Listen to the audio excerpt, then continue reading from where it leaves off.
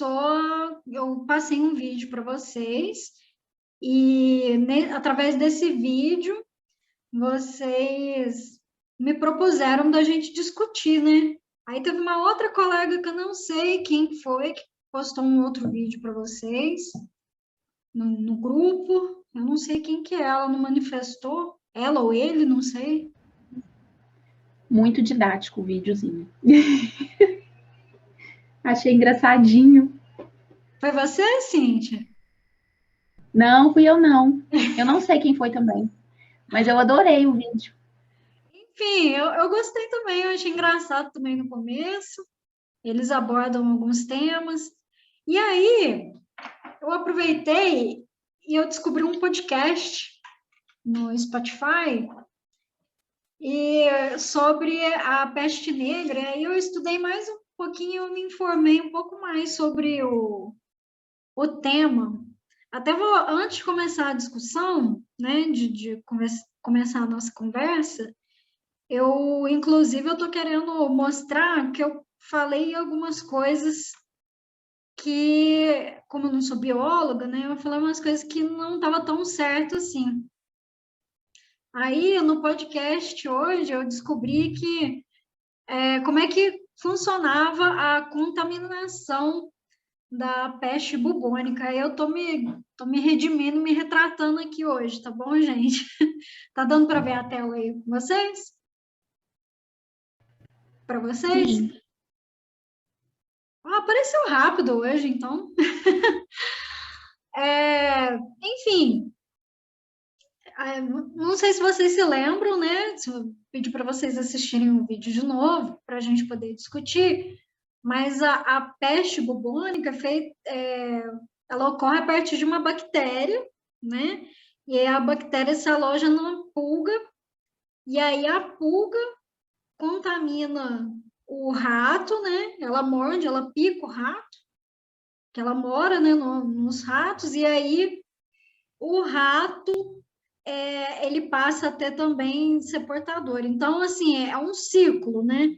Que aí ele contrai outras pulgas, né? Porque não tem só uma pulga.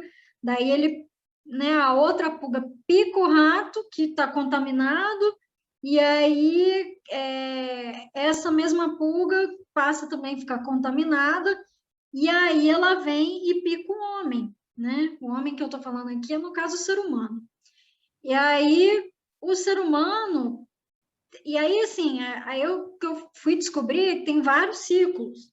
Tem o ciclo silvestre, que é na mata, e tem o ciclo domiciliar, que é aquele ciclo de quando essa população, né, de animais, de pulga, de rato, essa parcela aqui dessas espécies, elas vão para o nicho familiar, né? Que é onde tem a presença do homem.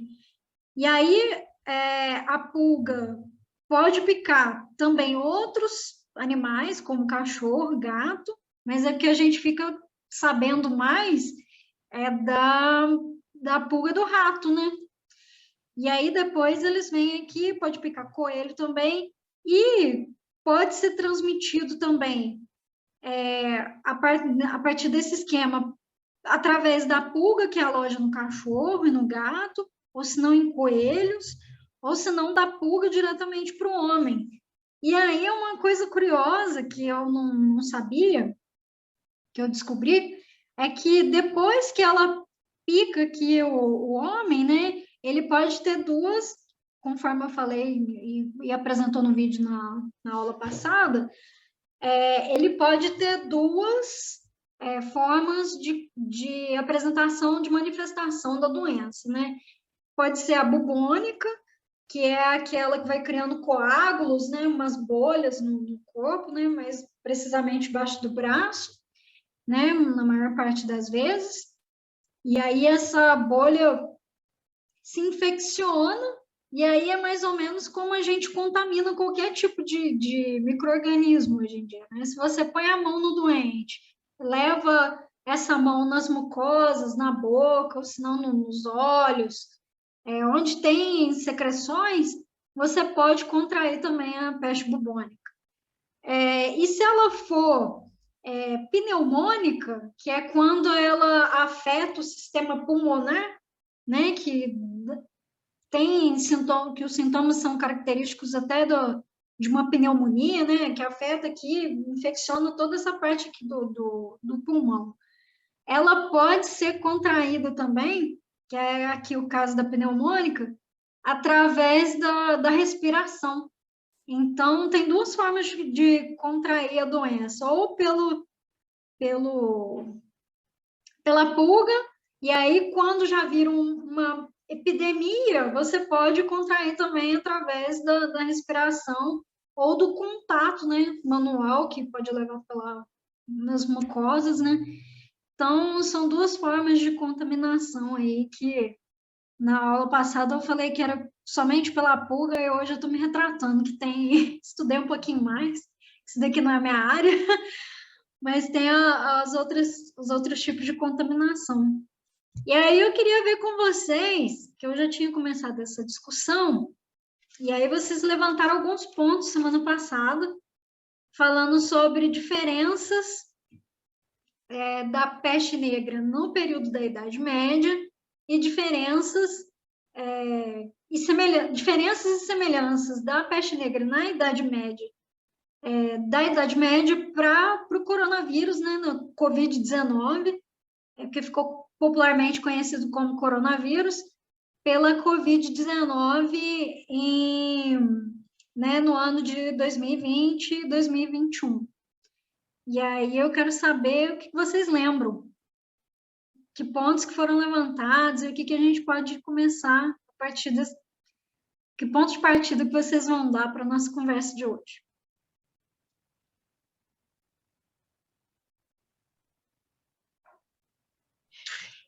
Professora, boa noite. Boa noite. Eu estava revendo o vídeo também, achei interessante a forma de propagação, né, da peste negra, como que ela foi propagada, né, como foi feita através, né, mais provável que seja através do comércio, né, das mercadorias contaminadas, né. E o interessante que eu achei é que a peste negra, ela foi causada por uma bactéria, né, e a coronavírus, né, nós estamos sendo, porque peste é doença, né, nós estamos falando de uma contaminação por vírus. Então, eu estava até pensando, imagine uma contaminação por vírus naquela época. E outra coisa que eu achei muito interessante, falando que a peste negra, a evolução dela, em 7 dias, ela podia, a pessoa ficava doente e já morria, era uma evolução muito rápida, né, as pessoas que iam para a óbito. E o coronavírus também, ele tem uma evolução rápida. Às vezes a pessoa não vai a óbito em 7 dias, né? Mas às vezes a pessoa começa com um quadro bem leve, com 4 dias parece estar melhor, daí um dia depois a pessoa fica ruim. Eu tive casos aqui de irmãos de vizinhos que aconteceu isso. No processo de uma semana a pessoa foi entubada e já não aguentou. E outra coisa que a gente falou também foi sobre a indumentária, né? A roupa dos médicos também, né? E eu estava vendo um vídeo interessante que essa roupa, na verdade, ela não foi bem no auge da peste negra, não, foi anos depois, né? Isso. Eu ia comentar alguns desses pontos com vocês, sim. Desculpa, você terminou de falar? Não, terminei. Ah, tá, porque eu fiquei com medo de ter cortado. Fiquei com medo de ter cortado. Exatamente isso, aquela roupa... Aqui é sobre essa questão que eu queria até conversar com vocês. É que, quando fala eu comentei, né, que é o que a apostila traz, e porque o tempo nosso é meio reduzido, então a gente acaba simplificando muito essa conversa. E aí a gente perde uma coisa que é a questão de que a peste negra, ela não teve assim um período, até hoje ainda tem a peste bubônica e a peste pneumônica também, até hoje existe ainda casos de pessoas com essa doença. A diferença é que hoje a gente tem a medicação, né? Então, ela não é tão trágica assim, né? Igual era naquele tempo. E, e é exatamente isso. Então, a gente tem a ideia de que a Idade Média, junto com a Idade Média, acabou a peste negra, mas não. A peste negra, ela teve picos. Ela subia, né? Matava bastante gente, e aí ela tinha estabilidade. Igual hoje a gente tem os gráficos, né? Que não sei se vocês estão acompanhando. Vocês estão acompanhando os gráficos das mortes, como é no Brasil e no mundo, como é que está sendo? Eu acompanho. Sim, eu acompanho também. Então, igual a gente tem aquele pico, né? É a famosa descida da curva, né? Então, lá na Idade Média tinha esses picos também, né? E durou anos isso, anos e anos, inclusive na Idade Moderna, que a gente vai ver hoje, né? A gente vai iniciar essa nova fase assim que a gente terminar isso. E é interessante, por que vocês acham que a gente não tinha antibiótico nem vacina naquela época, né? Hoje a gente pensa, né, a nossa esperança para sair dessa situação é que todo mundo seja vacinado, né? Ou senão que venha um medicamento realmente eficaz contra essa doença, né? Até agora a gente não tem uma medicação comprovada que ajude, que auxilie e que previna a chegar nesses quadros tão graves que a gente tem visto hoje. Mas o que vocês acham que davam esses picos de subida e descida naquela época?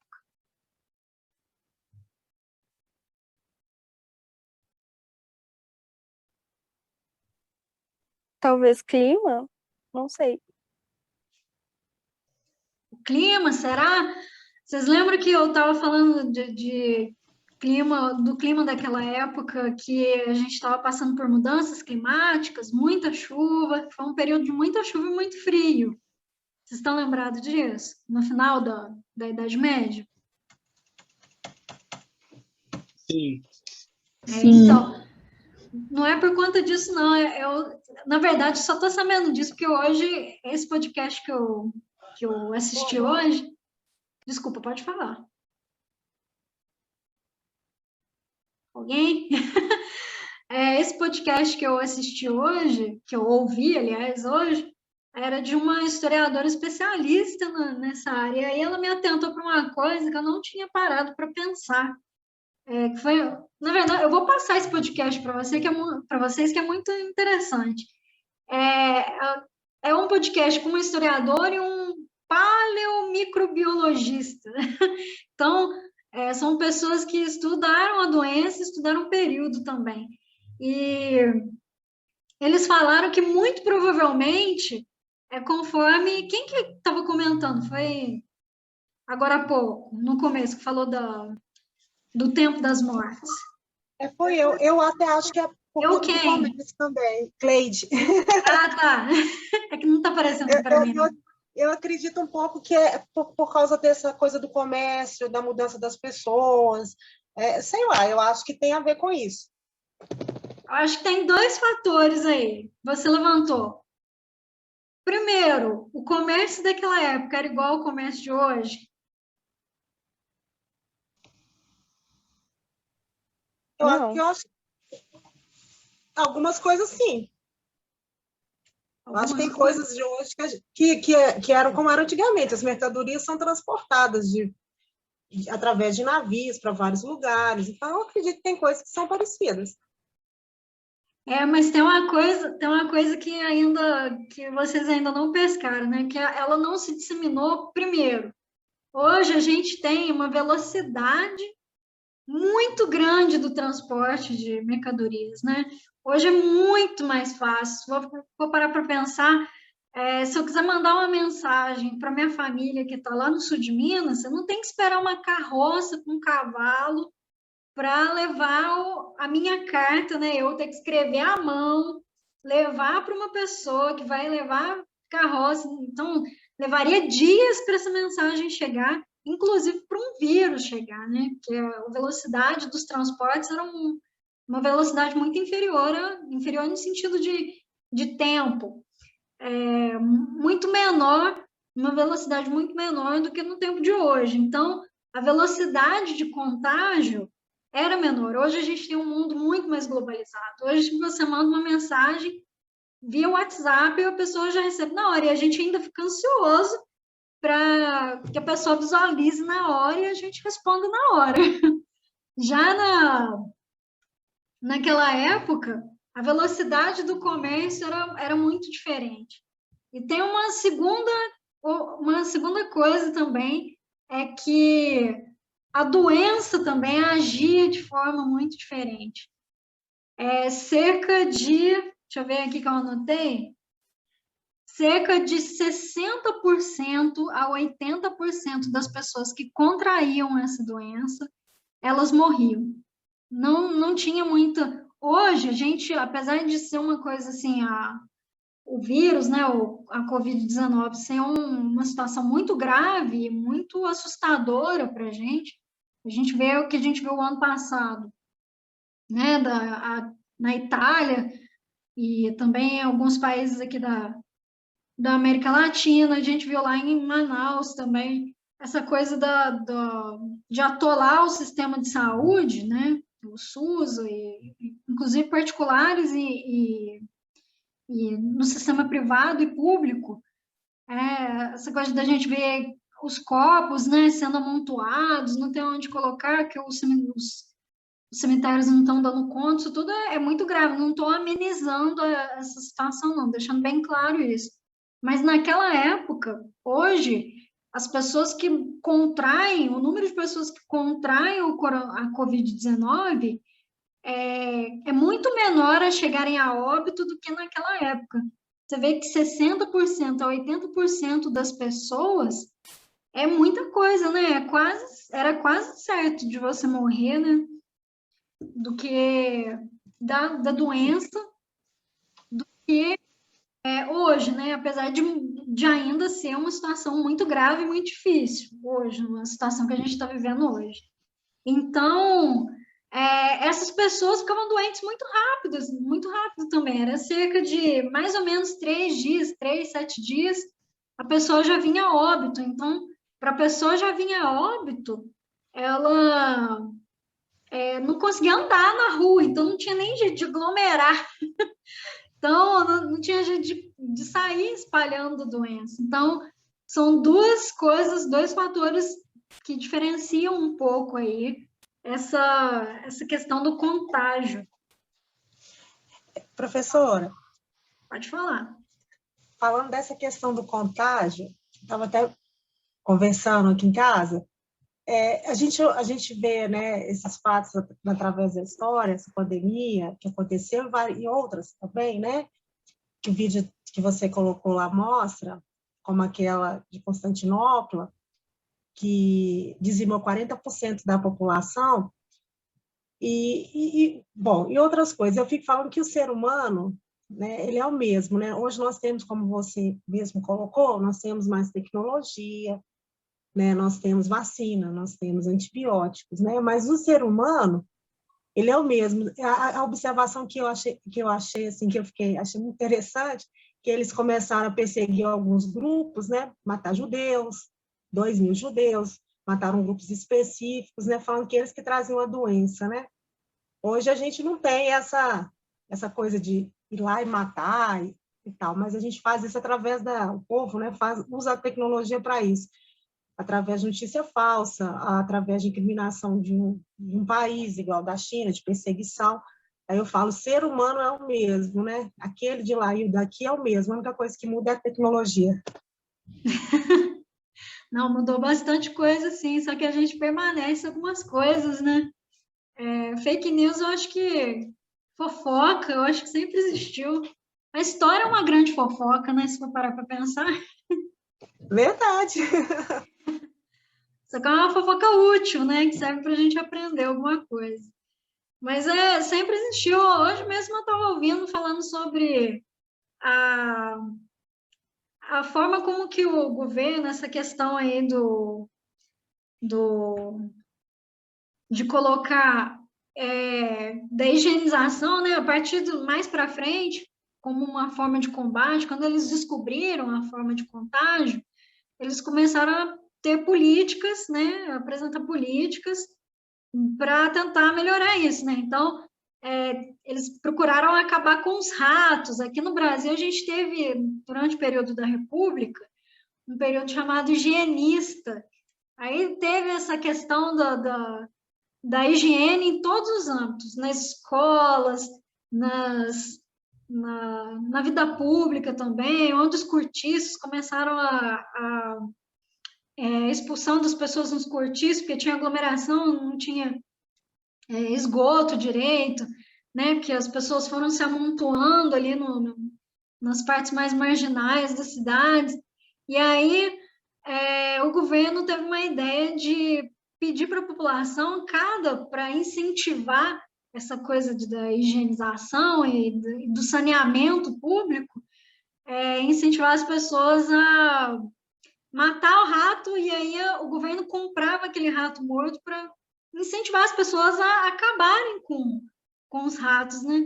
E aí um dos comentários foi esse, de que o brasileiro, ele, né, como uma forma de tentar sobreviver, começaram a criar rato para poder matar e aí conseguir dinheiro através do governo, né? Que era uma estratégia da população mais carente de conseguir dinheiro, né? Então, às vezes, o governo tenta fazer uma coisa, né? Mas o tiro sai meio pela culatra. É mais ou menos né? Vocês falando de fake news, de fofoca, dessas moambas que a gente acaba fazendo, ela acontece, sim, ela não é de hoje, não. A gente é que está mais assustado, a gente chega mais informação para a gente hoje em dia, né? Uma outra, finalizando a discussão aí, que a gente podia falar, de um outro viés que a Covid-19 descortinou para a gente, né? Que é a questão da economia, né? E da fragilidade que o país já se encontrava aqui no Brasil, né? Não foi só a Covid, não é a única responsável, ela só agravou, mas é a população mais carente que, assim, descortinou e escancarou ainda mais, né, as desigualdades aqui não só aqui no Brasil, né, no mundo inteiro, né. E aí eu queria saber sobre o que vocês acham dessa parte aí né, que a gente tem visto nos noticiários, falando sobre essa questão da população que está em... Como que os jornais estão falando mesmo? Elas estão mais vulneráveis à fome? Eu acho que não é esse o termo, não. Deixa eu olhar aqui, que eu não lembro mais, mas é nesse sentido, delas estarem mais não é desconforto também, não. Na hora que sair a palavra, eu falo para vocês. Mas é essa questão da vulnerabilidade alimentícia, em que a pessoa não tem mais certeza se ela vai conseguir se alimentar, que durante o dia, por conta desse problema que a Covid trouxe, né? De você não ter mais empregos, muita gente foi mandada embora, muita gente que era autônomo, às vezes aquela pessoa que vendia, por exemplo, um churrasquinho na rua já não consegue mais, porque já não tem mais tanta aglomeração. Então, qual que é a relação da fome de hoje para a fome naquela época?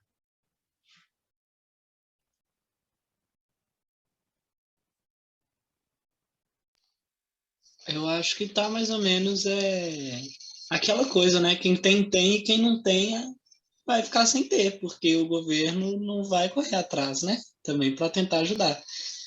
Porque o que a gente vê hoje em dia é muito descaso, apesar que tem o auxílio e tudo mais, né? Mas querendo ou não, o auxílio, se eu não me engano, tá R$ 150, alguma coisa do tipo agora. Mas, tipo assim, para quem está desempregado, tem filho em casa, tem que, sei lá, manter uma casa, R$ 150, gente, dá mal você pagar uma conta de luz. Então, eu acho que tem muito ainda a questão da classe elitista, né? Os que têm o dinheiro, tá tudo concentrado na mão deles, e os que não têm assim, não tem o que fazer, porque o governo claramente está no descaso mesmo. Eu também acho que, na verdade, o que a Covid fez foi mostrar os invisíveis, né, da economia, que as pessoas não enxergavam, né? Porque o governo tinha lá um cadastro social, mas que milhões de pessoas não estão nesse cadastro social. Então, a pandemia revelou os invisíveis, né, os trabalhadores invisíveis do Brasil. Porque a partir do momento que você não tem um emprego formal, você vai trabalhar informal, você vai para as ruas vender, você vai se virar para pôr a comida na mesa, né? E aí você não pode ir. Aí, quando surgiu aquele auxílio, que muita gente, eu acho que é uma expressão errada, as pessoas acham que o governo está dando. O governo não está dando nada. Ele tem que devolver para a população aquilo que é dela por direito, porque todos nós pagamos impostos, né? Todos nós pagamos impostos. Então, o que, na verdade, a pandemia mostrou foi os invisíveis do Brasil.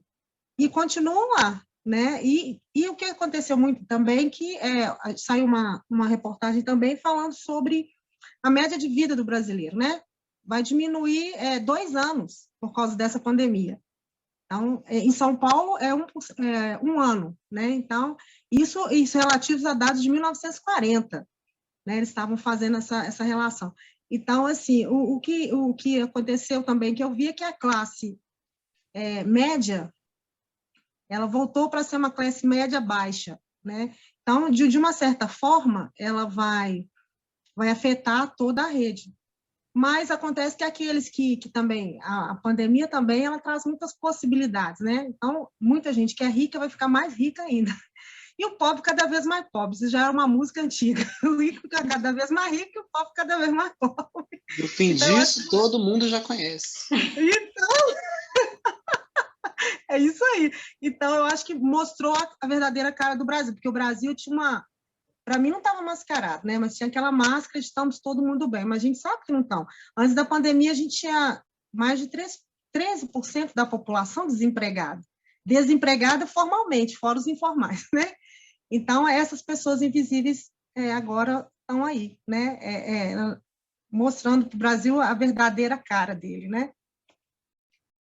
É isso daí mesmo, Cleide, eu acho que, pelo que eu entendi, você está falando do retrocesso, né? É o retrocesso que o Brasil vem adquirindo. Você está muito bem informado, você está lendo os mesmos jornais que eu. Adoro, professora, vejo todos. Mas tudo isso que vocês falaram tá certo, sim. Assim, é uma opinião bastante plausível, mas o que eu estou perguntando é como que isso, o que tem de comum e o que tem de não tem nada a ver com a Idade Média, né? E, sobretudo a baixa Idade Média, que eu falei na semana passada. Como é que foi o declínio da Idade Média?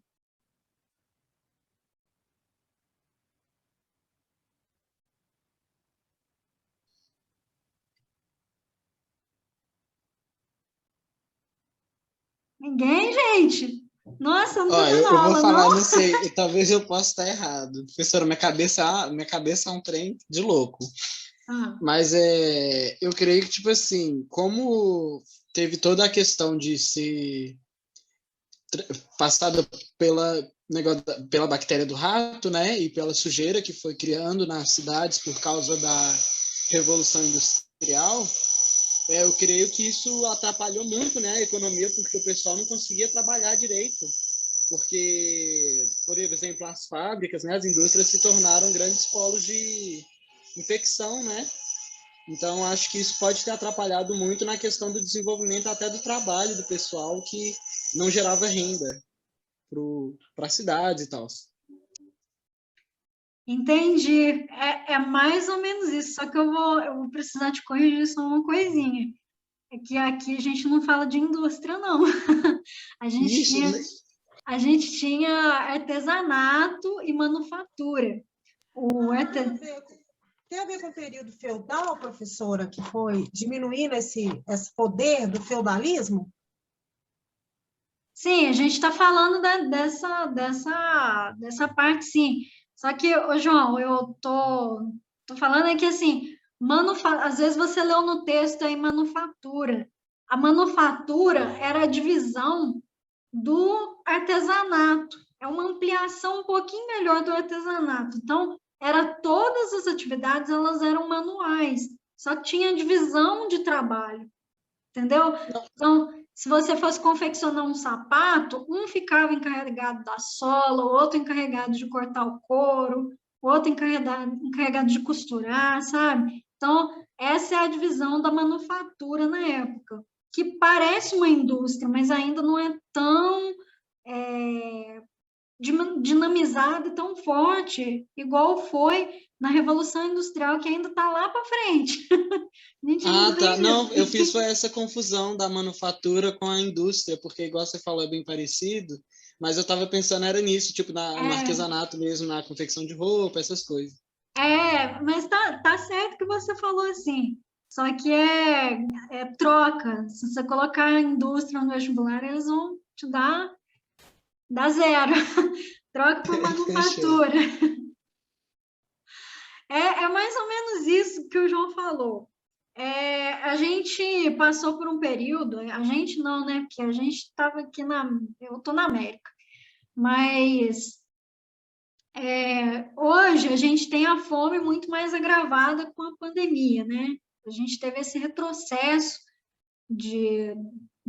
da situação da segurança, eu lembrei da palavra, segurança alimentar da população, né? Hoje a gente está muito mais vulnerável sem essa segurança alimentar.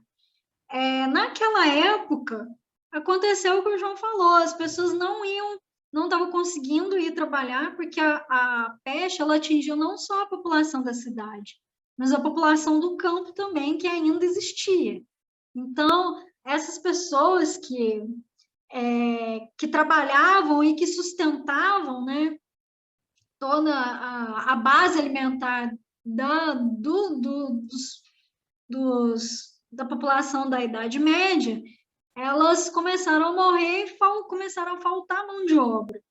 E aí, faltando mão de obra, faltava alimento também, né? Que já não tinha mais tanta gente assim para você conseguir produzir, né? Ter uma produção satisfatória para alimentar toda a população.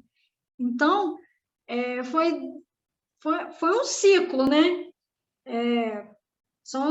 A gente começa a falar demais, aí a gente fica rouco. Foi um ciclo. A gente tinha a fome, a endemia, né, a epidemia, ela causou mais fome na população e teve o problema também de que a fome deixou a população mais fragilizada, né? Porque quando você não come direito, a sua imunidade fica mais comprometida, né? Então, era um ciclo, né? Você não tinha alimento, então você não se alimentava e ficava doente. E aí você ficava doente e não conseguia produzir o alimento também. Então, são alguns pontos que a gente está sofrendo hoje, que naquela época a gente também tinha, né, esse problema, né? As epidemias, elas também comprometiam a questão financeira e econômica também da população. Não só o que a gente está vivendo hoje, né?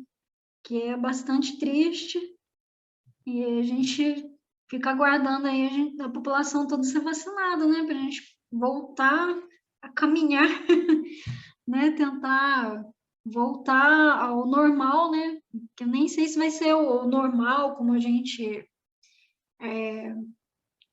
vivia antes, né? De sair despreocupado sem máscara, eu não sei se vai ser ainda esse ano, nem o ano que vem.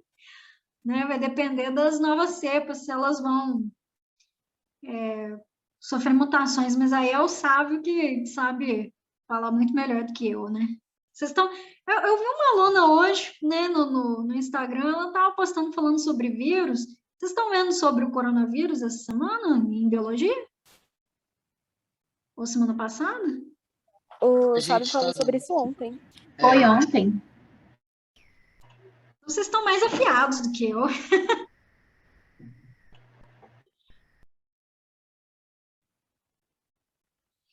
gente, alguma dúvida sobre alguém quer falar mais alguma coisa, colocar mais alguma coisa sobre os vídeos? Algum comentário?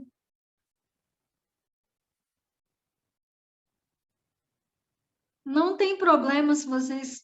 Eu não sei se vocês ficam com medo de mim, mas eu preciso corrigir às vezes quando vocês falam as coisas para vocês não continuarem falando.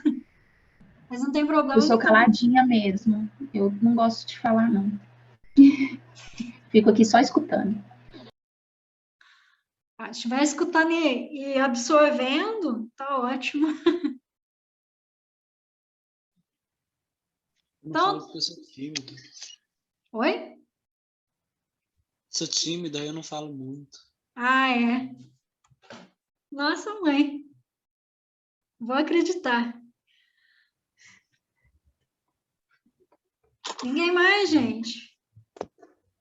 Então, eu vou dar início ao assunto de hoje, que é que a gente vai entrar, a gente vai finalizou, aliás, a idade média para a gente entrar na idade moderna.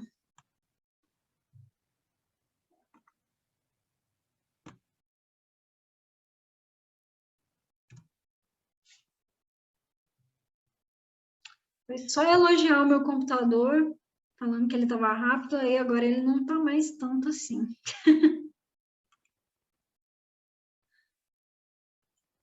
Gente, eu modifiquei os slides, que é para a gente dar...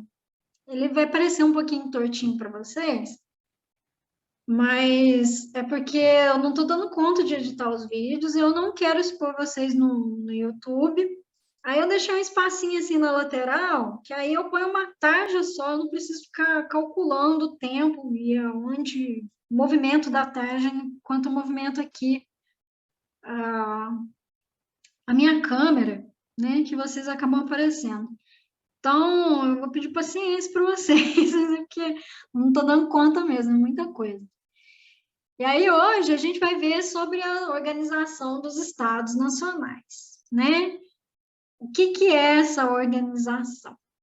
Né? Como que ela ocorreu? Os antecedentes. Como a gente não terminou agora a Idade Média, eu vou relembrar com vocês o que aconteceu, né?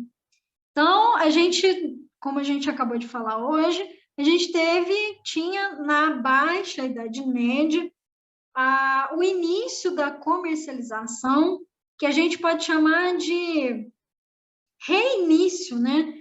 Porque na Grécia e Roma a gente já tinha um pouco dessa expansão da comercialização, e aqui ele retoma a comercialização que estava parada lá no alto da Idade Média, e aí volta com a nova classe burguesa, né? A nova classe de comerciantes que começa a se acender e migrar para as cidades, surge de novo a comercialização, e aí a comercialização quebra essa coisa do feudalismo, que era essa ruralização, essa descentralização do poder, essa coisa também do poder estar centralizado no feudo e também dessa dependência do servo nas mãos desse senhor feudal. Então, surgiu a comercialização, e aí isso aqui foi o início do fim da Idade Média. Então, eu acredito que esse fator aqui foi o principal da queda da Idade Média. E aí, teve também o surgimento das cidades, e as cidades auxiliaram nessa comercialização e, né, contribuíram para o avanço dessa comercialização. Só um minutinho aqui que eu vou botar aqui a caixa, o chat. Que aí vocês vão falando e eu vou... Quem quiser comentar por aqui, a gente vai conversando. E aí, as cidades e os burgos, né? Esse surgimento dessa nova classe também, junto com a cidade, o surgimento dessa nova classe social, né, a gente pode colocar assim, que eram os burgueses, os comerciantes, e junto com isso, que ajudou a aquecer o comércio, tinha um viés religioso, que é essa coisa da Palestina, de você retomar os territórios que eram sagrados para a Igreja Católica. As cruzadas, elas proporcionaram essa reativação das rotas comerciais. Então, esses são os antecedentes, né, que levaram ao fim os principais antecedentes, que junto com isso veio a peste, a fome, as mudanças climáticas, tudo isso que a gente comentou aqui agora, mas que foi um pouco secundário em vista desses outros fatores aqui também. Olha, gente, hoje eu tenho o apontador, hoje eu consegui. Vou mudar aqui para ficar mais fácil. Então, a gente vê esse movimento. E esse movimento, ele não é fechadinho, como eu vou mostrar para vocês aí no finalzinho desses slides. Não é que agora a gente pode falar que acabou o feudalismo e a gente está agora na formação dos estados modernos, né? Que é a famosa Idade Moderna, né? Então, a gente saiu da Idade Média para a Idade Moderna, e não é que foi fechadinho, cada país, né, cada estado, que é disso que eu estou falando agora, e eu vou explicar um pouquinho melhor mais para frente, por enquanto eu estou falando do que aconteceu antes. Cada estado, ele agiu de uma forma diferente, ela não foi uma data marcada, olha, gente, hoje, a partir de hoje é a Idade Moderna, a gente não tem mais o sistema feudal, então todos nós vamos caminhar iguais, vamos construir uma história igualzinha e fechadinha. Então, não é assim. Então, cada estado teve um processo de ruptura do feudalismo para o capitalismo comercial que eu estou mostrando aqui agora para vocês. Então, vocês lembram que eu falei nas últimas aulas, que eu falei dos modos de produção? Então, feudalismo era um modo de produção e a gente está partindo agora para um novo modo de produção, né? Que isso daqui é uma das mudanças do feudalismo, da Idade Média para a Idade Moderna. Ah, Paula, mas quer dizer, então, que acabou o servo, não existiu mais servo. Não, em alguns lugares ainda existia esse tipo de trabalho, e em alguns lugares, inclusive, ainda existia a escravidão, que hoje a gente nem fala mais em escravidão, a gente fala em escravização, porque... mas isso eu vou falar mais para frente, né, quando for falar da escravidão no Brasil. Senão eu adianto muito aqui, eu não dou conta da matéria de hoje. Então, o que foi essa transição do feudalismo para o capitalismo comercial? Primeiro de tudo, é que a gente tinha aqui um poder que era descentralizado, ou seja, o senhor feudal, ele julgava, ele que fazia as leis dele, e ele que aplicava tais julgamentos, né? Então, era descentralizado, porque cada senhor feudal tinha esse poder centralizado, cada senhor feudal agia de uma determinada forma, dependendo de um determinado contexto. Então, a Europa era uma colcha de retalhos, né? Lembrando disso. Então, ela era muito mais dividida do que é hoje, e cada divisão tinha um senhor feudal. Então, o regime de trabalho era servidão, né? Tinham servos, majoritariamente, aqui eu estou falando da Alta Idade Média, né? Depois a gente vai ver que vai vir outras formas de trabalho mais independentes nas cidades, né? A gente vai ver, não, a gente já viu, né? Melhor dizendo. Então, aqui eu estou falando da Alta Idade Média, que é alta porque estava no auge do feudalismo. Então, uma economia mais rural, agrícola, né? Isso aqui é o começo. Então, Na Baixa Idade Média já estava em transição disso daqui, do capitalismo comercial para o feudalismo, e depois, com a formação dos estados nacionais, deu início do que a gente chama hoje de propriedade privada. Naquela época não existia esse conceito de que essa terra aqui é minha, né? Era o conceito de que tinha o feudo, que era do senhor feudal, e aí ele passava as terras pelas relações de vassalagem, suzerania, né? E não pode ser chamado de propriedade privada, mas agora pode.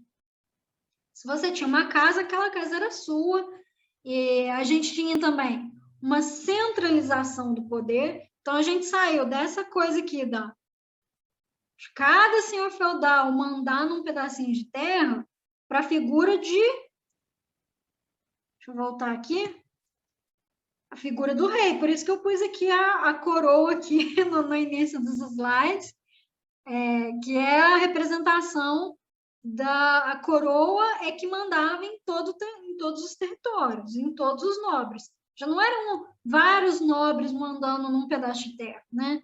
Era o rei, a presença do rei que ia mandar em tudo. E a mudança também de regime de trabalho, né? A gente saiu da servidão aqui para o trabalho assalariado, né? Então, os trabalhadores nessa época, eles trabalhavam em troca de um salário, não em troca de um pedaço de terra que ele poderia morar ali, e aí ele devia obrigações para o senhor feudal, entendeu? É uma forma de regime de trabalho diferente. E aí a gente chama isso de início da expansão da comercialização e um pré-capitalismo, né? Uma acumulação primitiva de capital. Por quê? Porque foi nesse período aqui que foi juntando dinheiro, para ser mais didático, é como se eles tivessem juntado riqueza para investir na industrialização que veio depois da Revolução Industrial, tá? Então, João, aqui é o iniciozinho, pegando o pé do João hoje, desculpa, mas é o início da comercialização com as manufaturas, e aí junta dinheiro aqui para formar a Revolução Industrial mais para frente. Mas isso daqui é um assunto lá para frente que eu vou tratar com vocês depois. Só para vocês terem uma ideia, aqui a Europa é uma representação de um mapa. Tá dando para acompanhar o meu cursor aqui, gente? Tá dando para ver? Sim. Tá. Então, essa primeira imagem aqui mostra como é que a Europa era dividida, mais ou menos, né? Que é o que a gente tem, que é historiador, a gente lida com pouco documento, a gente queria ter mais. Aliás, a gente lida com muito documento, mas ainda não é o suficiente para a gente saber de tudo. Então, aqui é um dos documentos que a gente tem sobre como que a Europa era dividida, né? Então, tinha várias divisões e subdivisões, né? Dependendo das relações de suzerania e vassalagem, né? Você vê aqui é a região de Portugal e Espanha, tá, gente? Aqui é a França, hoje a gente chama de França, e aqui é a região aqui da Polônia, Ucrânia, Romênia, pedaço aqui da Rússia, aqui também a região aqui da Inglaterra. Então, assim, ela era bem recortadinha, eu arrisco dizer até mais do que isso no começo da Idade Média, e aí passou a virar mais ou menos isso daqui. Estou falando mais ou menos por quê? Porque a gente não vê aqui a Alemanha, que a Alemanha a gente unificou bem mais para frente, e a Itália também foi bem mais para frente. Então, isso aqui não é um mapa logo no início da formação dos Estados Nacionais. Quem foram os pioneiros, quem informaram primeiro, que a gente veio na escola, por que a expansão marítima, né? Por que foi Portugal e Espanha que dividiu a América, descobriu a América e tudo mais? É por isso, né? Um dos fatores é esse, porque Portugal e Espanha conseguiram se centralizar primeiro do que as outras nações, né? E aí a gente vai ver hoje as principais e as primeiras. Então, foi a transição, né? O que foi a formação dos Estados Nacionais? Nada mais foi do que sair dessa Europa em retalhos, que a gente chama aqui, para um poder central, né? Para um Estado, a formação de um Estado cujo poder está na figura de um rei, ou de um rei, né, na coroa, né? Ou, como a gente pode dizer, na França, em Portugal, a gente falava coroa. Na Inglaterra, a gente tinha algumas outras particularidades, mas saiu um pouco da nobreza, desse poder tão centrado assim na nobreza, para a figura de um rei. Agora, o rei que é a cabeça da nação, é ele que tem o poder de legislar, de julgar, de administrar a economia. Então, então passou a ser a formação do Estado Nacional. Eu estou achando que eu estou meio confusa hoje. Vocês estão conseguindo entender? Eu tô. Eu tô também. Deu para entender? Quem não conseguiu entender, então, manda no chat, manda no... Tá tranquilo. Paula, Oi. e essa transição aconteceu em que período? Quero dizer, em qual ano que foi isso? Foi no século, a gente vai parar de falar... nem eu não sei o ano exatamente, para falar a verdade. No vestibular não cobra muito isso, mas foi no século XV até o século XVII, XVIII, tá? Foi esse período aí de formação dos Estados Nacionais. Foi 1490, 1400 e pouquinho. Entendi. Entendeu? Sim, obrigada. Eu não trouxe a linha do tempo para vocês, né, hoje. Professora, Pode falar. boa noite. Nessa época aí tinha reis ainda? Ou não? Foi aqui que o rei ficou mais forte. Então, você deve estar lembrando da aula passada que eu falei dos carolíngios, né? Na França, tinha a presença do rei, mas o rei de lá era diferente daqui. O rei de lá, ele tinha o poder distribuído, né? Então, ele não era tão importante. Aqui, o rei, aqui só tinha rei. Tinha um rei em Portugal, tinha um rei na França, tinha um rei na Espanha, tinha um rei lá no Reino Unido, tinha um rei na Itália, né? Então, a formação dos Estados Nacionais é onde aparece a figura do rei moderno, o rei que a gente vê na maioria dos filmes. Inclusive, eu queria conversar com vocês que eu tenho sugestão de 2 filmes desse período e 2 filmes, né, que a gente tinha falado de Grécia, que eu ainda estou de pé com a proposta do Eu sábado. também tenho um filme para falar com vocês também, se for um dos seus que você estiver falando. O filme que eu tô falando para vocês é O Homem da Máscara de Ferro e Elizabeth, um dos 2. Todos os 2 tratam desse período aqui, e aí eu queria ver com vocês se a proposta de fazer um cine história ainda está de pé no sábado para vocês. Que aí, de repente, eu passo para vocês e a gente faz uma discussão igual fez hoje, sobre a Covid, e aí a gente começa a falar sobre esse período aqui, mas baseado no filme, em vez de ser um... Esses 2 filmes são ótimos, eu já assisti. Esse Homem da Máscara, da Máscara de Ferro, eu acho que eu vi com Leonardo DiCaprio, se eu não me engano. Logo no início da carreira dele, não é? O filme é massa demais. Mas aí a gente vai fazer Esse uma eu já análise assisti histórica também. nele. Mas eu não lembro. Eu assisti ele quando lançou, eu assisti no cinema, mas faz tanto tempo que eu não faço ideia de como que é mais, eu não lembro. Mas eu já assisti também. O outro eu não assisti, não. E eu toco o cine no sábado. Depois Eu eu topo. Dependendo do horário. faço uma votação, então, no grupo, porque tentei fazer isso no Instagram, mas vocês me adicionaram lá. Eu acho que depende muito do horário do sábado, né? Pra gente ver um horário que dá mais para as A gente pessoas. combina. Se não for esses 2 filmes, a gente pode ver também sobre a Idade Média, que tem um muito bom, mas aí tem que ver a faixa etária de vocês. Tem alguém aí que é menor de idade? Com medo de dar um Eu problema acho que pra mim? não tem. Ah, não. Acho que tem, ou não tem. Eu Deve não vou ter. saber falar. Tem Tem um muita que gente com chama cara de Em novinha aqui Nome no de grupo. Deus, que é sobre a Idade Média. Fala muito, né? Fala sobre um romance, né? Entre um padre e uma mulher que gostava de estudar, né? Filosofia. E aí, Qual que é o nesse nome mesmo, contexto, professor?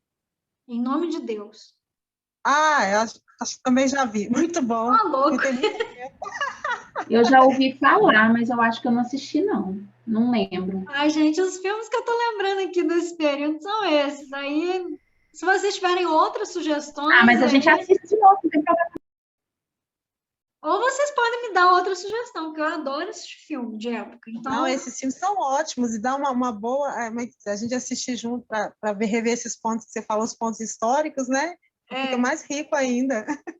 mas eu tô falando, né, da questão assim, porque aqui, como eu tô falando, França de um jeito, Reino Unido de outro. Então, é bom para vocês, eu até recomendaria que vocês assistissem os 2, para vocês verem que o Reino Unido tinha um jeito diferente da formação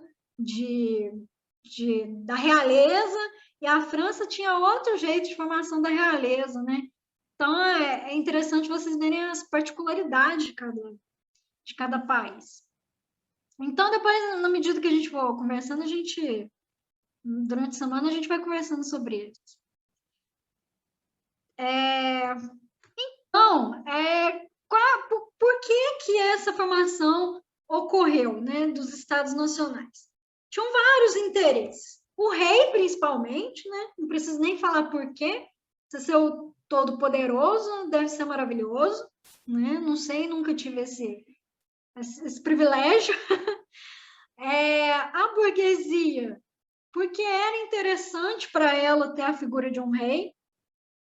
A burguesia já estava cansada, gente, eu vou num burgo, aí eu tenho que pagar uma tarifa para esse burgo só para eu entrar lá.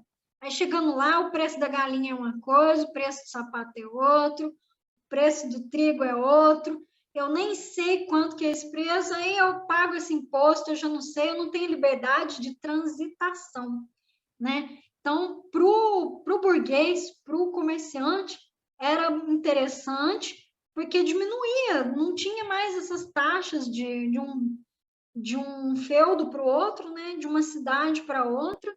Então, para eles, ter uma figura única que taxaria igualmente todos os preços de todos os produtos era muito mais interessante, né? Não precisar pagar diferentes taxas. E para a nobreza era interessante, por quê? A nobreza ela já tinha o poder dela aqui nessa época, né? Ela era a senhora feudal. Acontece que mais para o finalzinho da Idade Média, os servos, né? Que a gente tinha a cidade e tinha o campo ainda. Só que a gente fala mais da cidade porque a cidade estava mais protagonista naquele momento, né? Mas o campo não tinha acabado. E as condições de servidão começaram a ficar péssimas, né? A peste fez com que eles passassem mais fome ainda, e aí, com isso, os nobres começaram a taxar ainda mais os servos, porque eles também já não estavam recebendo a talha, todos aqueles impostos que eu passei para vocês, a talha, a corveia, as banalidades, tudo isso, para o nobre também ele estava recebendo menos. E aí os servos começaram a ficar revoltados, porque eles não tinham mais estavam comendo menos, estavam sofrendo mais com a pobreza, e o nobre ainda queria taxar mais ainda eles. Então, para a nobreza, o Estado era bom porque punha em fim a figura do rei conseguiria controlar mais os servos e todas essas revoltas que os servos começaram a ter, né, que os nobres não estavam conseguindo mais, que eles estavam perdendo o poder, tanto por conta da baixa produtividade, quanto também com as cruzadas, né? As cruzadas fizeram com que o enfraquecimento rentável do nobre fosse menor. Então, os nobres, eles passaram inclusive, a pedir dinheiro para os burgueses, né? Os burgueses começaram a emprestar dinheiro. Então, o nobre estava enfraquecido aqui nesse momento. E aí, a figura do rei ia ajudar eles a continuar a manter esses privilégios que eles já tinham antes. Então, essas duas figuras aqui, a burguesia e a nobreza, facilitaram esse processo de apoiaram, inclusive, financeiramente, né? Apoiaram tanto essa figura do rei, que seria importante, né? para essa centralização do poder. Então, as principais características aqui da formação dos Estados Nacionais, só olhar o horário aqui para ver se eu estou ultrapassando. As principais características aqui é a centralização do poder, né, que eu acabei de comentar, na figura do rei, o fim das barreiras tarifárias, que era o fim dessas barreiras que os burgueses tinham de um feudo para o outro, essa ideia de unidade, né, que é a etnia, a cultura, né, colocar tudo no mesmo lugarzinho, assim, as pessoas da mesma etnia, da mesma cultura, da mesma língua, né, esse sentimento nacionalista e também a limitação do poder da igreja. Vocês lembram que eu falei nas últimas aulas que a igreja era muito poderosa, até porque ela recebia o dízimo, né, que era uma taxa que os servos pagavam para eles, e a igreja passou a perder um pouco de poder porque a burguesia começou a ficar muito forte. Então, não é que a igreja perdeu totalmente o poder, ela ficou limitada, porque a burguesia, quem tinha dinheiro, né, quem tinha influência, a burguesia e a nobreza começaram a apoiar o rei, a figura do rei, e não mais a igreja como era tão poderosa antigamente. E aí eu vou falar das particularidades aqui, eu vou falar mais de Portugal e Espanha, porque explica mais a expansão marítima. Aqui, Portugal e Espanha fica localizado aqui na Península Ibérica. A Península Ibérica é essa porçãozinha de terra aqui, rodeada por mar, né, por quase todos os lados aqui, mas não chega a ser uma ilha, porque é uma parte continental ainda. Então, como é que foi o processo de unificação de Portugal e Espanha? Primeiro, aqui a gente ainda estava nesse momento de confusão entre umas coisas da Idade Média estavam ainda acontecendo e outras coisas ainda já estavam terminando, né? Então, aqui as cruzadas ainda eram muito fortes. Então, a cruzada que estava acontecendo aqui, que era essas expedições da igreja para ativar a comercialização e a busca, né, da Palestina também, ela tinha como ideal também a retomada de territórios que os muçulmanos e os mouros estavam pegando para eles. Então, toda essa parte aqui, olha, que eu estou mostrando para vocês, era tudo território que estava sendo tomado pelos mouros, que é conhecido também como muçulmanos, né? Os árabes. Os árabes vieram todos para cá. Por isso que a gente tem, nós brasileiros, a gente tem algumas palavras de origem árabe, né? Todas essas palavras que tem AL, tipo alface, Não estou lembrando de outras aqui, não, mas todas essas palavras que têm a L, almanaque, todas são de origem árabe. E muito por conta disso, porque teve essa invasão dos mouros aqui, e aí Portugal e Espanha travaram uma guerra de reconquista, que era considerada uma cruzada nessa época. Então, a guerra de reconquista foi a retomada desses territórios aqui pelos europeus, tirando dos mouros, que eram chamados de muçulmanos. Então, foi esse movimento aqui, ó. Portugal era isso daqui, aí tinha o reino de Leão e Castelo, ó, um feudão aqui, outro feudo aqui, Aragão também, Navarra era outro feudo, e eles estavam tomados pelos mouros.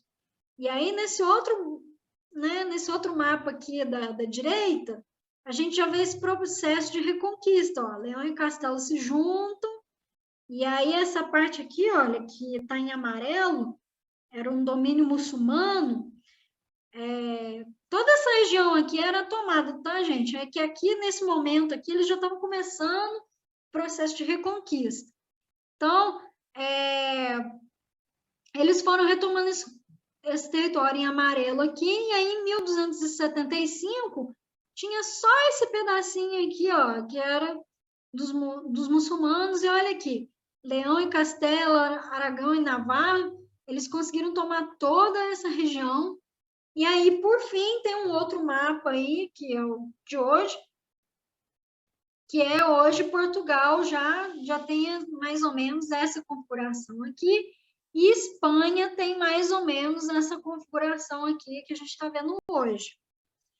E aí eu vou falar primeiro de Portugal. Portugal conseguiu unificar, por quê? Porque eles conseguiram estabilizar o território, né? Aqui, esse território aqui de Portugal ficou estabilizado. Eles pararam de ser atacados por outras etnias, eles conseguiram uma certa estabilidade militar ali, e aí isso propiciou essa estabilidade, inclusive política, que é a que eu vou falar para vocês aqui agora, né? Então, Henrique de Borgonha, ele era vassalo dos caras aqui de Leão e Castelo, aqui. E aí, ele pegou aí Leão e Castelo, né, esse feudo aqui, que na época que ainda era feudo, veio para cá, né, deu esse pedaço de terra aqui para ele, né, isso daqui que eu chamo de relação de suzerania e vassalagem, né. Então, aqui ainda não é Estado moderno, mas na hora que, no finalzinho aí, a gente vai ver que vai virar. Então, nesse período de transição aí, ele pegou essa partezinha aqui, inicialmente aqui, ó, mais precisamente essa partezinha aqui, e depois ele expandiu mais para baixo. Esse cara aqui, ele era vassalo, né, dessa região aqui de Leão, e aí ele reconquistou, ele ajudou nesse processo de reconquista, e aí ele ganhou o direito de ter aquele pedaço de terra lá. E aí o filho dele, Afonso Henriques, ele conquistou mais essa partezinha aqui do sul, olha. Tá vendo que aqui ainda era dos mouros? Então, nesse período aqui, ele reconquista essa partezinha aqui, e aí ele fala assim, como fui eu que reconquistei, agora quem manda aqui sou eu. Foi mais ou menos isso. Em outras palavras, foi isso que ele falou, que ele fez. Então, é esse daqui que é o Henrique de Borgonha, que eu achei para vocês aí. E aí, quais foram as medidas que ajudaram na unificação? Foram as cartas de franquia, que eram libertar as cidades dos domínios feudais. Então, essas cartas aqui ajudaram a acabar com essa coisa de feudalismo. A expansão do território, que eu mostrei para vocês. A Lei das Seis Marias, que era a perda dos nobres que não cultivassem terras, eles perderiam aquelas terras. E a libertação dos servos, né? Os servos, eles iam deixar de ser, pagar todos aqueles tributos para os nobres, e eles passariam a trabalhar em troca do salário. Então, Portugal, foi assim que foi o processo de reconquista, de unificação. E aí a Espanha. A Espanha foi o mesmo processo aqui, olha. Teve essa questão aqui da Guerra da Reconquista, né? Eles conseguiram estabilizar o território também, assim como Portugal. Eles conseguiram estabilizar também aqui a região de Leão e Castela, Navarra e Aragão. E aí eles entraram num acordo, depois de muita briga de quem que ia ser o trono, entraram num acordo e aí eles passaram a se unificar também, pelo mesmo justificativa de Portugal, né? Após o período da Reconquista, eles se estabilizaram, teve uma estabilização militar, conseguiu ter uma estabilização política. E aí eles têm uma particularidade aqui, é que aqui a gente já começa a falar de Inquisição. Então, eles começaram o Tribunal da Inquisição, servia para condenar pessoas que não eram católicas. E aí eles perseguiram os judeus e os mouros, né? Os mouros eram os muçulmanos, e com isso eles arrancavam dinheiro dessas pessoas, né? Então não bastava a pessoa ir presa, tomava toda a riqueza dessa pessoa, e aí a Espanha foi ficando rica, e com o dinheiro ela conseguiu uma estabilidade maior no território. Então tinha essa questão da unidade religiosa, tinha a questão da unidade linguística também. Eles conseguiram propagar o castelhano, que é a língua anterior ao espanhol, né? O espanhol um pouquinho mais antigo, é chamado de castelhano. Então, eles tinham essa unidade. Foram as duas nações que saíram primeiro na unificação dos estados. Portugal primeiro ainda do que a Espanha. E hoje Portugal é mais pobre do que o país mais pobre da Europa, um dos mais pobres, né? Vai entender.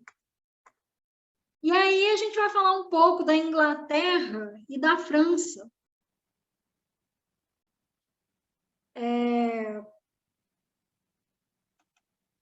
A Inglaterra e a França, elas se estabilizaram também, mas elas foram um pouco mais tardias comparado a Portugal e Espanha. Então, a história da Inglaterra, aqui eu estou falando de Inglaterra, estou com o mapa da França aqui, mas é um mapa que eu consegui aqui, tem um pedacinho aqui da Inglaterra, porque as duas nações se relacionavam, tinham relação. Então, a Inglaterra ela tinha essa influência dos anglo-saxões, né, que eram povos anglo-saxões e vikings, né? Então, tinha ainda esse problema dessas invasões dos vikings, dos anglo-saxões, e junto com isso, eles não conseguiram essa estabilidade política muito cedo, porque uma hora eles tinham características feudais, outra hora eles tinham características mais centralizadas na figura de um rei, até que surgiu o João, que é o caso do João Sem Terra, né? Ele era irmão do rei que comandava aqui, nesse período aqui em Inglaterra, e aí quando ele assumiu, a particularidade aqui da Inglaterra é essa, que quando ele assumiu, ele assinou uma carta magna que, por conta dessa desestabilização, uma hora era feudal, a Inglaterra era feudal, outra hora ela tinha uma figura centralizada, então criou-se a figura de um parlamento, e a Inglaterra até hoje tem esse parlamento, né, tem essa figura do rei, né, de uma rainha hoje, né, a Rainha Elizabeth, mas que tem como função mais a parte burocrática, né, a parte de uma figura, de mais ela não tem funções políticas e administrativas, ela tem uma função, fugiu a palavra aqui agora, gente, se alguém quiser me ajudar, diplomática, ela tem uma função mais, né, estou falando hoje, aqui nesse período aqui, o rei tinha mais voz, o rei ele mandava, ele tinha poder, mas o parlamento ele tinha uma força também, né? Então, o parlamento na Inglaterra surgiu aqui com essa Carta Magna aqui. Mas o que a gente mais grava aqui de atraso, da justificativa do atraso da Inglaterra, é a Guerra dos 100 Anos e a Guerra das Duas Rosas. Vocês lembram disso na escola?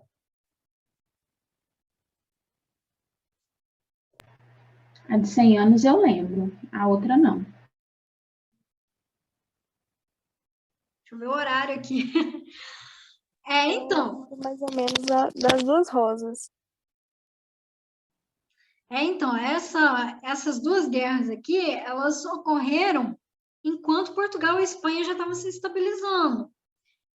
A Guerra dos 100 Anos foi a guerra territorial por isso que está aqui o mapa da Inglaterra e da França. Olha as possessões inglesas aqui, está aqui em verde, né? Aqui um pedacinho também. Em laranja, as possessões francesas. Eles ficavam brigando com as de território. Então, grosso modo, a Guerra dos 100 Anos era isso. Era guerra de trono, era um Game of Thrones da Inglaterra e da França. Né? Então, tinha essa questão da dinastia também. Eles brigavam por conta de quem que era. Era uma briga territorial, uma briga dinástica também. O que quer dizer isso? É que o rei da Inglaterra falava que ele era o herdeiro mais próximo da França. E a França falava que não, a dinastia Capetinga que era o herdeiro mais próximo do trono. Então, teve essa guerra que era chamada de Guerra de 100 Anos, porque ela durou mais ou menos 100 anos, ela durou mais do que 100 anos, mas chama de 100 anos porque foi um longo período de guerra. E para simplificar também, e teve a Guerra das Duas Rosas, né, também. Aí, quando acabou a Guerra dos 100 Anos, veio a Guerra das Duas Rosas, né, quando a Inglaterra falou assim, então tá bom, França, fica com esse território aí a Inglaterra começou a brigar pelas dinastias internas da Inglaterra. Então, chama de Guerra de Duas Rosas porque York era uma casa, uma dinastia, e Lancaster era outra dinastia. E a York tinha como emblema, né, tinha um símbolo, uma rosa branca. E a Lancaster tinha um símbolo, uma rosa vermelha. Por isso que é chamado de Duas Rosas, né, por conta desses símbolos. Então, depois da Guerra dos 100 Anos, veio a Guerra das Duas Rosas, que foi essa briga dinástica, foi um Game of Thrones. Não sei se vocês já assistiram essa série, mas foi uma briga pelo trono da Inglaterra entre essas duas dinastias aqui. E aí a França, ela veio aqui ela teve esse problema da Guerra dos 100 Anos, mas ela conseguiu se centralizar melhor porque ela ficava bem no meio. Deixa eu voltar aqui. Tá vendo que a França aqui, ela ficava bem no meio das comercializações da Europa, né? Então, comercializava com essa parte aqui, com essa parte, com a parte de cima, né? Então, ela era bem central na comercialização. Então, ela se enriqueceu melhor. Então, a dinastia Capetinga, que a gente está falando aqui da Guerra dos 100 Anos, saiu vitoriosa, ela fortaleceu com essa tributação, né, no comércio, e aí isso contribuiu com o fortalecimento do Estado nesse período. E também a Guerra dos 100 Anos trouxe esse sentimento nacionalista para a França, né? Então, quanto mais você guerreia, mais você se sente pertencente àquele pedaço de terra, né? Então, esse sentimento nacionalista contribuiu muito. E aí eu trouxe aqui a figura da Joana d'Arc. Eu vou falar rapidamente aqui dela, porque já está dando um horário. E não é a coisa mais importante da matéria também, não. A Joana d'Arc, a gente fala muito pouco das mulheres, né, na história. Porque se escrevia muito pouco sobre as mulheres, então a gente não sabe tanto assim, e a história também, ela foi um pouco assim, negligenciou um pouco também, né? Não procurou saber muito sobre isso. Então, a Joana d'Arc, ela foi transformada em santa, né, pela Igreja Católica, mas ela foi uma guerreira aqui nessa guerra dos 100 anos, né? Ela ajudou muito nesse processo. Ela dizem, né, pelos relatos, que ela foi conversar com o rei, né, da dinastia Capetinga, e traçou algumas estratégias porque ela falava que ela teve visões de como que seria esse processo de conquista, né, da França nessa Guerra dos 100 Anos, né? E ela atuou muito nessa Guerra dos 100 Anos e ela conseguiu, com a ajuda dela, claro que ela não foi a única responsável nessa Guerra dos 100 Anos, mas ela contribuiu muito, então ela é uma figura muito importante aqui nesse período. E ela ficou tão famosa e tão importante que depois, quando acabou a guerra, deram um jeito de queimar ela viva, porque por conta dessas visões que ela falou que tinha sobre a guerra, e que ela contribuiu, e essas visões contribuíram muito para essa, né, conforme a crença dela, essas visões acabaram se indo junto ao encontro dessa conquista, né, da dinastia Capetinga, e aí ela ficou muito importante, e aí o Estado deu um jeito de falar que ela era uma bruxa, de falar que ela era, sei lá, que ela não tinha visões, que as visões dela eram perigosas, né? Então, aí ela foi queimada pela Inquisição, né? Porque ela foi condenada pela Inquisição como uma bruxa. E aí, assim, a Igreja Católica mais para frente transformou ela em santa, né? Então, a Joana d'Arc é uma santa para a Igreja Católica, mas para nós aqui da história, ela teve um papel de guerreira mesmo no processo de conquista aí da Guerra dos 100 Anos. Então, se vocês verem aí algum relato dela, o papel dela, ela está aqui, ó, nessa formação do Estado. Então, a França, as duas principais, Portugal e Espanha, foram as pioneiras no processo de unificação, e depois, atrás deles, a França e depois a Inglaterra. E aí, muito mais para frente, lá perto da Primeira Guerra Mundial, é que a Alemanha e Itália se unificam, para vocês verem que tem diferenças aí nos processos históricos. Então, eu vou concluir aí hoje, gente, porque já passou, inclusive, do horário.